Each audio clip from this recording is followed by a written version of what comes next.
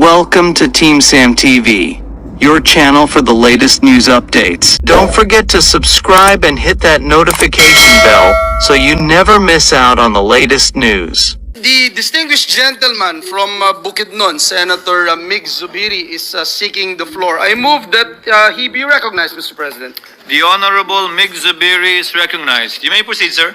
Thank you very much, Mr. President. Mr. President, I would like to move to declare the position of the Senate President as vacant, Mr. President. Is there any objection? Hearing none, the motion is approved.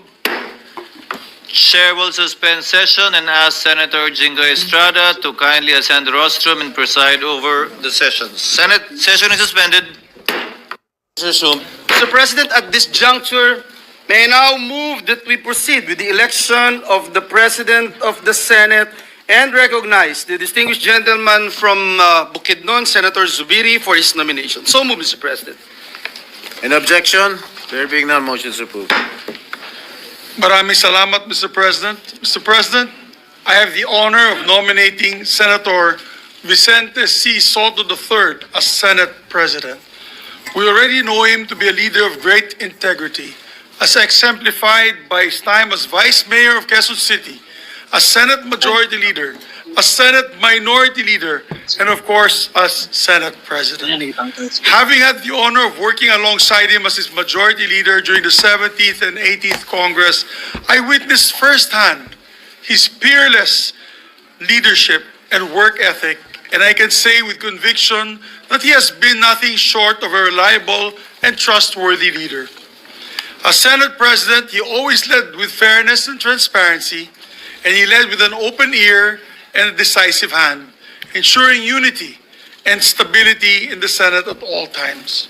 Most importantly, he was a traditionalist in the very best sense of the word, consistently upholding the rules and traditions that protected the integrity of the Senate as the nation's last bastion of democracy. With Senator Sotto as Senate President, the Senate is in good hands. Maraming salamat po, Your Honors. Thank you, Senator Zubiri, Majority Leader. Yes, Mr. President, there are no other nominations. Mr. President, I therefore move that we close the period of nomination. So move, Mr. President. Any objection? There being none, motion is hereby approved. Mr. President, Senator Ligarda is also seeking the floor. I move that she be recognized, Mr. President. Senator Ligarda is hereby recognized. Thank you, Mr. President.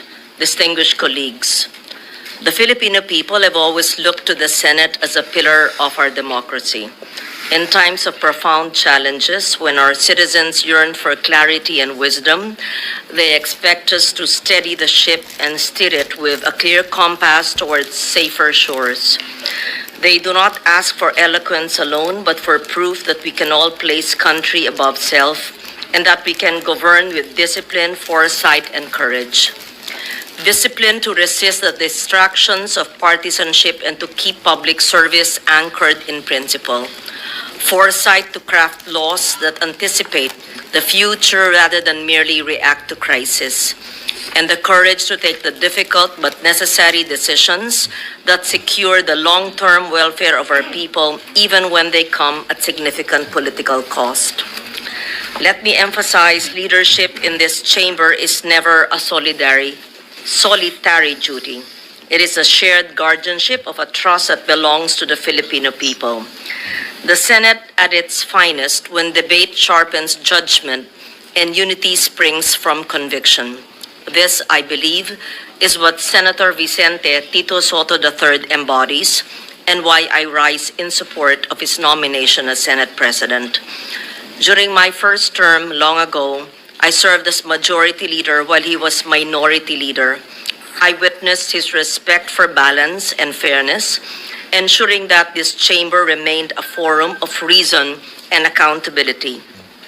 Later, as chair of the Committee on Finance under his Senate presidency, I saw his firm hand in guiding our work, listening to every voice, building consensus, reminding us constantly that governance must yield tangible results for the people. These are qualities tested by time and proven by service. Senator Tito Sotto commands respect through fairness, humility, and his ability to unite diverse voices.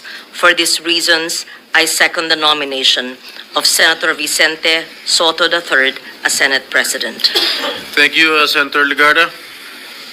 Mr. President, move for the previous motion, there being no other nomination. So move, Mr. President. It has been moved by the Majority Leader and seconded by Senator Lauren Legarda that the nomination be closed. Is there any objection?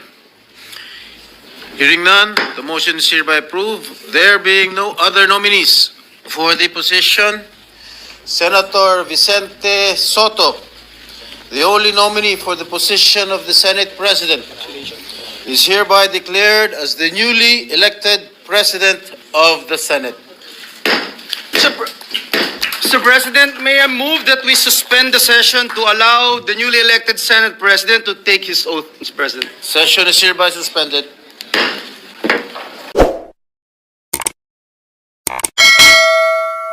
Welcome to TeamSam TV, your channel for the latest news updates. Here, we break down the biggest stories from around the globe, covering everything from breaking news to politics. Whether you want to stay informed or just catch up on what's happening, we've got you covered. So, don't forget to subscribe and hit that notification bell so you never miss out on the latest news. Join the TeamSam TV family, and let's explore the world together, one update at a time.